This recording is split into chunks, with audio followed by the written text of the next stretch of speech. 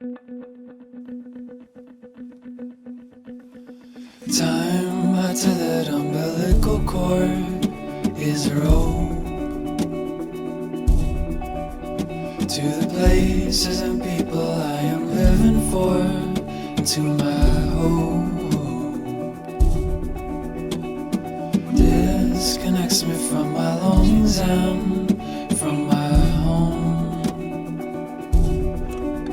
Sees me come and go on little voyages to distant shores.